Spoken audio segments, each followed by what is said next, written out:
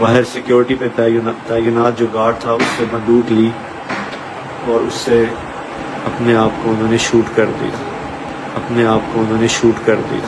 کسی نے اڑا دیا، اس نے خودکشی کی. اللہ نے واسطے شہید ہے.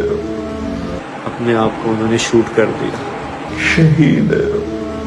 جیسا کہ آپ سب کو پتا ہے کہ عاصم جمیل نے خودکشی کی ہے، لیکن اس وقت اس پہ شہادت کا لیبل لگایا جا رہا ہے فقط اس لیے کہ خودکشی والی باتوں کو دبایا جا سکے، جبکہ پولیس کا صاف بیان ہے کہ اس بندے نے خودکشی کی ہے. سی سی ٹی وی کیمرے کے اندر بندوق چھین کے گارڈ سے خود کو گولی ماری ہے.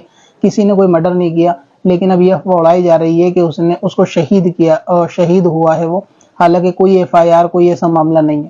مسئلہ یہ ہے کہ موت کا آنا تو جیسا جس کی لکھی ہے ویسی آئے گی، اس میں مولانا طارق جمیل کا کوئی قصور نہیں ہے. لیکن دقت یہ ہے کہ شریعت کو تبدیل نہیں کرنا چاہیے اپنی ذاتی مسئلے کے لیے. کوئی اور کرتا ہے قرآن خوانی تو وہ بدعت ہو جاتی ہے، ناجائز ہوتی ہے. خود کے لیے کرو تو ثواب ہوتی ہے. کوئی اور سوسائڈ کرے تو وہ خودکشی ہے، حرام ہوتے، لیکن کوئی خود کا کرے تو اس پہ شہید ہونے کا لیول لگایا جاتا ہے.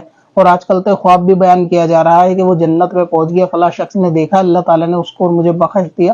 اس طریقے کی باتیں تو اپنی ذاتی مقصد کے لیے دین کو تبدیل نہیں کرنا چاہیے.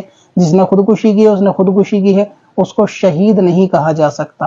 لہٰذا آپ لوگ ان کی مکاریوں سے ساودھان رہیں، سترک رہیں.